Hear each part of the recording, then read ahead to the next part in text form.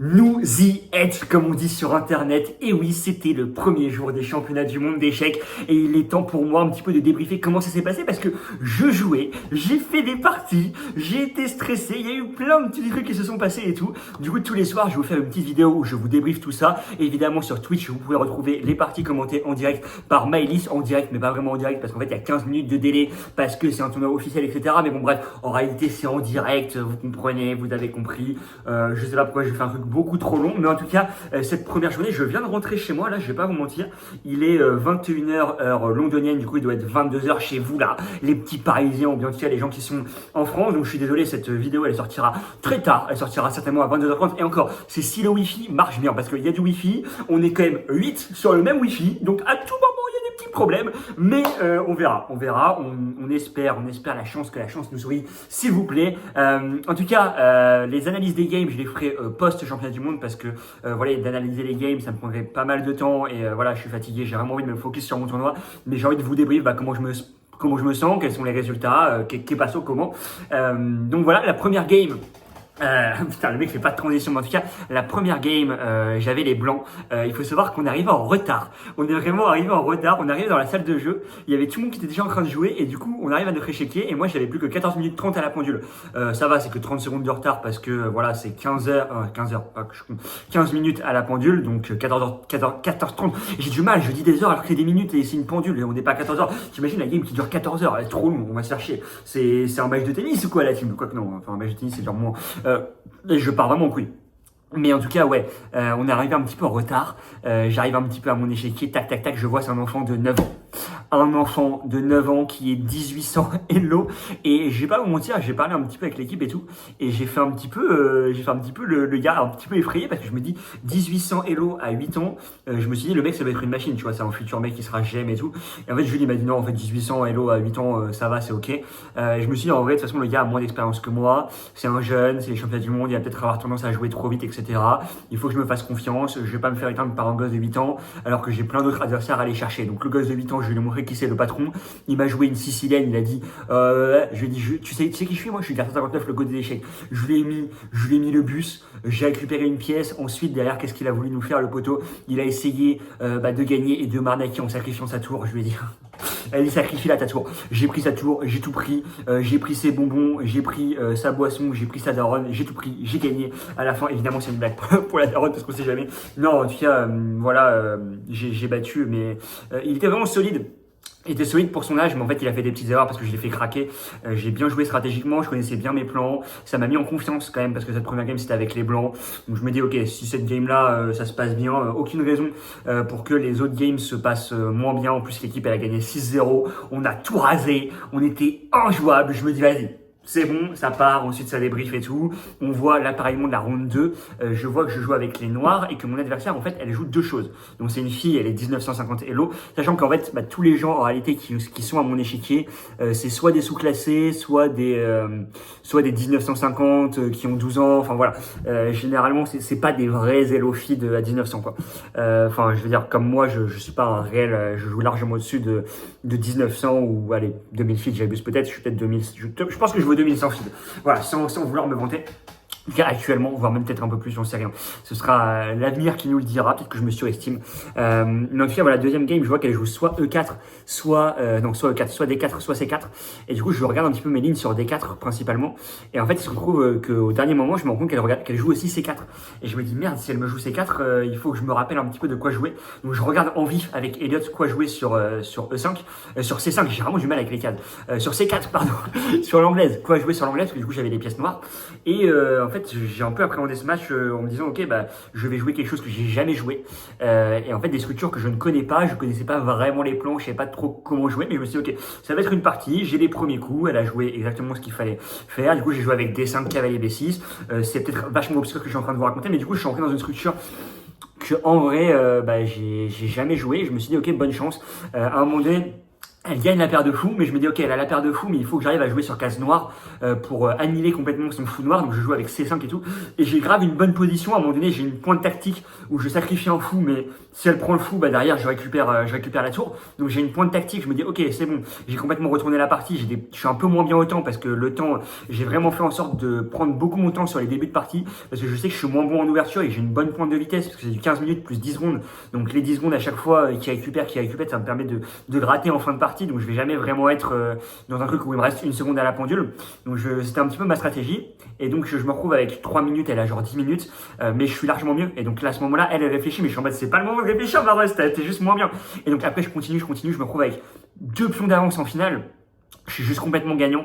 Et en fait, cette finale, je la gère mal parce que je mets ma tour sur une mauvaise case.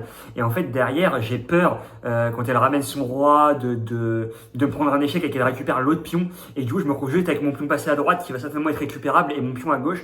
Et du coup, je décide de donner l'autre pion, le pion à droite, pour essayer de me faire un pion passé à gauche. Sauf qu'en fait, théoriquement, à partir du moment où j'ai plus le pion passé, la position, elle est juste complètement nulle. Donc, je me suis complètement fait arnaquer parce que je l'ai vraiment dominé. J'ai dominé la partie de A à Z. En gros, pour vous donner un ordre d'idée, j'ai joué les 2 premières parties à plus de 90% de précision, 91 et 91 je crois pour les 2 premières, donc j'étais largement mieux, mais bon cette deuxième c'est vrai que mentalement je me suis dit putain comment c'est possible de pas la gagner, genre en fait l'équipe a gagné, je vous le dis, je vous spoil, l'équipe a gagné 5-0 sur ce deuxième match, je suis le seul à avoir fait match nul et c'est un petit peu dommage parce que non pas que ça me mette en confiance parce que j'ai quand même complètement dominé, mais je me dis ok ce genre de game il faut que je sois capable de les terminer, il faut que sur les autres jours des championnats du monde qui arrivent je sois capable de pas choke parce que si en fait tout dépend de ma partie, je peux pas faire match nul en ayant une position gagnante comme ça, donc je me dis ok c'est vraiment dommage, mais on fait un reset mental, on essaie de se remettre directement dans la troisième game qui en plus est une game hyper méga importante parce que on est premier du classement au bout de ces 2 premières parties et on joue les Ouzbékistan qui ont une équipe vraiment hyper méga forte, une des top 5 meilleures équipes du tournoi, donc on dit ok ça va être un très très très gros match et en plus je double les noirs, c'est à dire que j'avais les noirs dans la partie d'avant, je rejoue avec les noirs et du coup là j'ai ma Sicilienne de préparer. Et je regarde un petit peu ce qu'elle joue. Et elle joue un truc avec H3, un truc que je connais pas trop.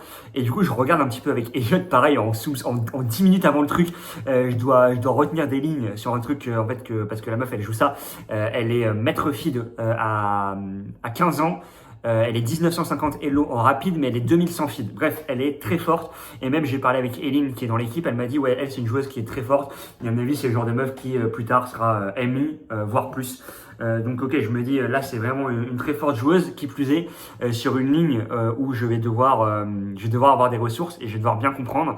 Et en fait, du coup cette ouverture là, elle m'a posé beaucoup de problèmes parce que maintenant si je rejoue contre la même ouverture, je sais quoi jouer, mais j'ai dû beaucoup réfléchir pour pas me prendre de tactique, pour jouer de manière solide.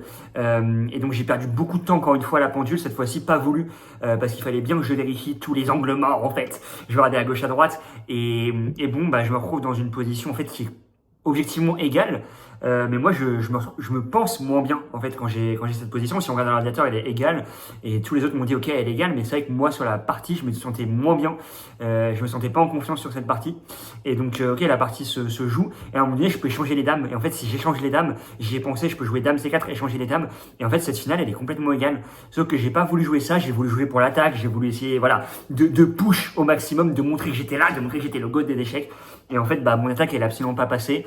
Et en fait, derrière, c'est des positions où en fait, j'avais pas de plan avec les noirs. C'était hyper dur, je trouvais, de trouver un plan. Je trouvais de trouver un plan, je me répète. Mais du coup, j'avais pas de plan dans ces positions-là.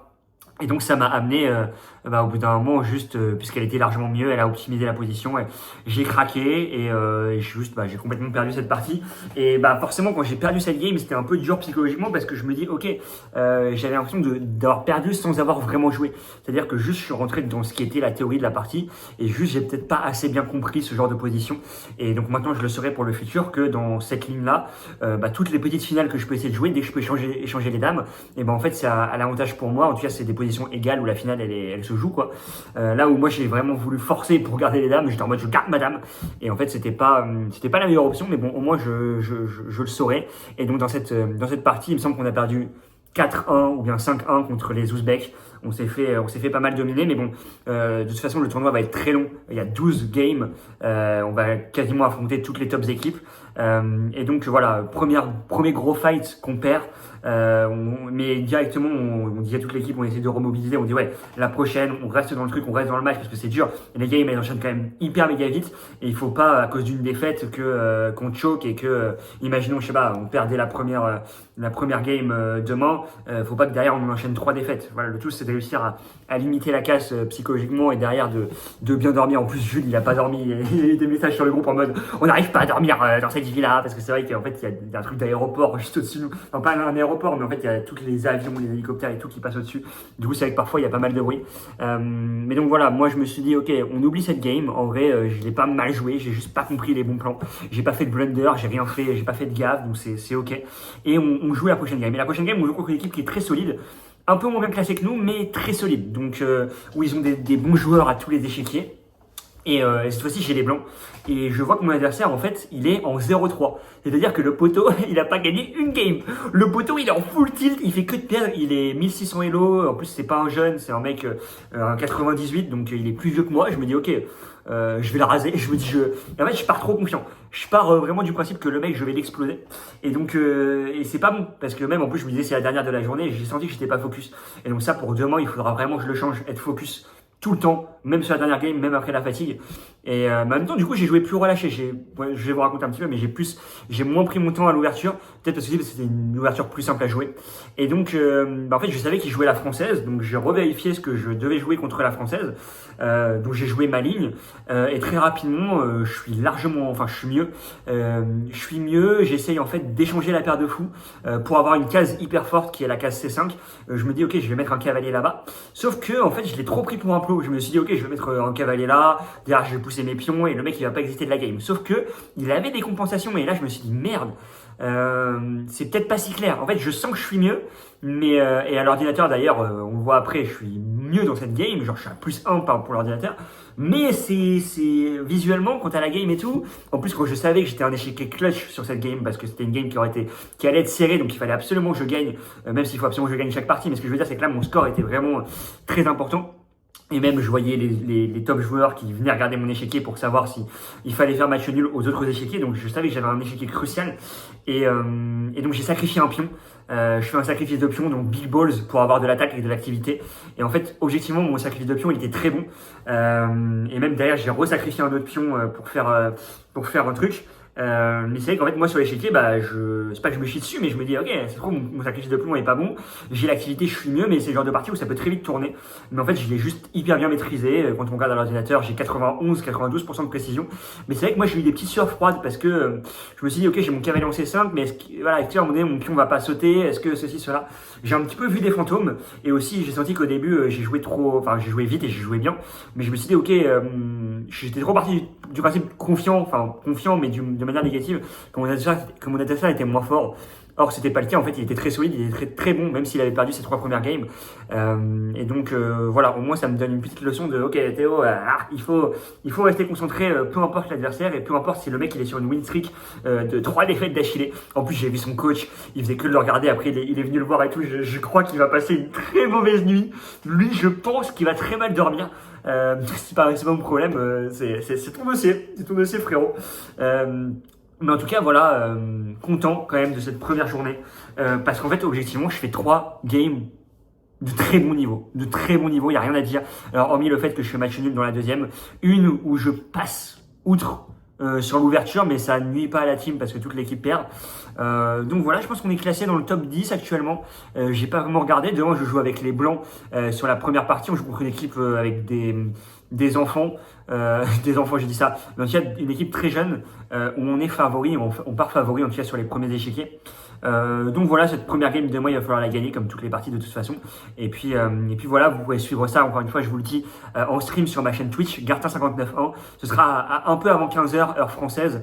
Nous, ça commencera à 14h. En tout cas, la première game est à 15h, heure française, avec le décalage 15h15. Et Maëlys, elle va certainement lancer le stream une petite heure avant. Je vais l'appeler juste après pour lui demander à quelle heure elle compte faire ça. En tout cas, n'hésitez pas à me dire vous ce que vous avez pensé, pour ceux qui étaient sur le live, pour ceux qui veulent suivre ça, vraiment allez en live parce que c'est là où on va tout voir, et le débrief des parties de manière analytique, etc.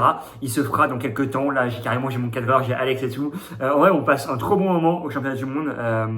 Je suis Pour l'instant, pas trop fatigué sur cette première journée. Je me sens bien, je me sens en confiance. J'ai joué mes échecs et je me suis dit, ok, voilà, j'ai vraiment le niveau parce que je joue contre des mecs qui sont tous sous-classés et pourtant je fais vraiment une très bonne game. Genre plus de 90% de précision sur mes 3 games, hormis la défaite où j'ai joué à 75. C'est très propre, c'est vraiment très propre. Donc je suis très content. L'équipe a arraché un match nul sur sa dernière partie.